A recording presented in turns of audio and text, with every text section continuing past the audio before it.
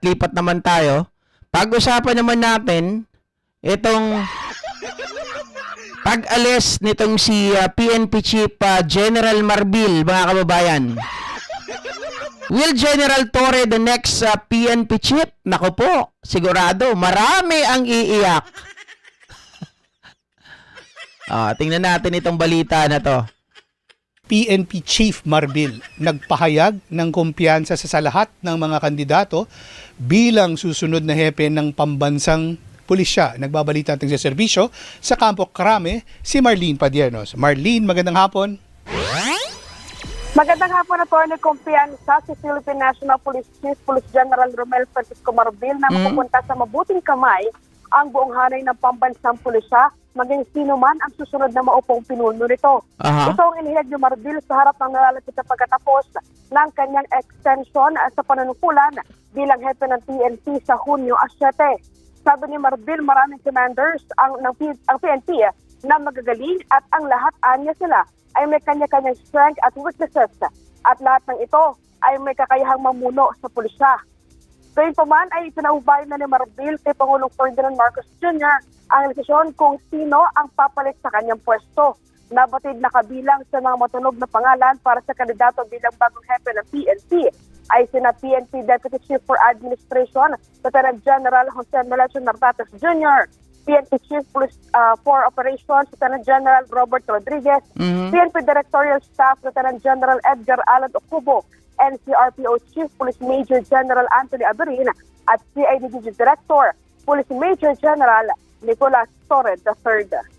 Ayan mga kababayan, kasama sa mga talagang magagaling na posible, 'di ba, na maging PNP chief etong si General Nicolas Torre. Sabi ni Ma'am Maria Palisok, magaling din si Nartates. Well, mga kababayan, sa pagpili naman po ng PNP chief, syempre nasa kamay yan ng ating Pangulo. Pero kung ako ang tatanungin, kapag hindi si General Torre yung naging next PNP chief, medyo malulungkot tayo. Kasi bakit kamo? Mga kababayan, sino ba ang pinakamaingay na pangalan ngayon?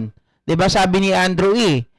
Sino ba ang pinakamaingay? Siyempre po, pangalan ni General Torre. At alam naman natin, mga kababayan, na si General Torre ay isa po to talaga sa, kumbaga para sa akin, ay performing general. 'Di ba? Ito ay talagang ginagawa niya po. At nakita nyo naman na hindi ito nagpapatinag. Hindi ito kagaya ng mga iba na playing safe. Hindi ito yung kagaya ng iba na mananahimik na lang. Si General Torre, mga kababayan, ay talagang may puso, 'di ba? Ito ay walang takot. Kahit na siya mismo ay taga Davao, may lupa sila doon. Lehitimong taga Davao, pero hindi natatakot sa mga Duterte. Kasi mga kababayan, ang isang tao, ang isang general, sabihin natin, hawak ka ng pinakamataas na pwesto. Tapos may makikita sa iyo na, ay ito, pinakamataas na pwesto pero takot naman kay ganito. 'Di ba? Hindi ko sinasabi na yung mga kalaban, yung mga pwedeng maging PNP chief kagaya ni Nartates at yung iba pa ay takot, mga kababayan. Pero syempre, napatunayan na kasi natin dito kay kay General Torre, walang inurungan. Kay Kibuloy, mga kababayan, kay dating Pangulong Duterte, and sana eventually kay Harry Roque. 'Di ba? Nakita nyo naman na kahit na itong taong ito ay gawin nila, kutsain nila, siraan nila, kung ano-anong issue na isinasangkot kay General Torre, pero hindi ito nagpapatinag. 'Di ba? Nakikita natin ginagawa lang niya yung kanyang trabaho. Nakikita natin na talagang sabi nga niya, kung ako ang papipiliin, mas pipiliin ko ang administrasyon na to. Kasi ang administrasyon natin na to, mga kababayan, malaya ka na gawin yung gusto mo, 'di ba? Na naaayon sa batas, hindi kagaya nung nakaraang administrasyon. So kumbaga para sa akin, siya yung may pinaka magandang, hindi lang sa statement, no, sa kanyang performance, na makikita mo talaga buo ang loob. Hindi ito basta matitinag, mga kababayan. So, I believe sa kanyang ugali na ganyan, 'di ba, madadala niya 'yan. Kasi ang isang leader, sabihin natin good leader, ikaw dapat yung tingnan, ikaw talaga dapat yung maging ehemplo dun sa mga lower rank, 'di ba? Alam nga naman, paglagay ka ng tao diyan, mamaya naman tao pala ni Digong, tapos may kinalaman na naman sa droga at kung ano-ano pa. Oh.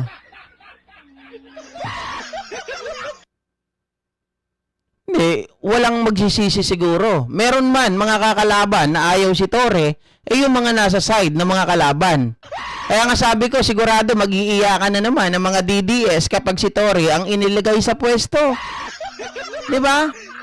Na, mga kababayan, pag si Torre ang nilagay mo sa pwesto, sigurado gagawa at gagawa ito ng pangalan. I mean, gagawin nito talaga yung mga nararapat ayon sa ating batas. Hindi po yung, naku po mga ka-GP Natics, kagaya nung kakilala natin dyan. Biruin mo, nagpapatupad ng batas ni simpleng pangalan, ni simpleng title ng ating pambansang awit, hindi alam. Tapos siya pa, imbis na nagpapatupad ng batas, ipatupad ang batas, siya pa ang nagtuturo sa mga tao, sige, sunugin nyo yan. Diba? O, puntahan nyo sa bahay nila, sunugin nyo, patayin nyo.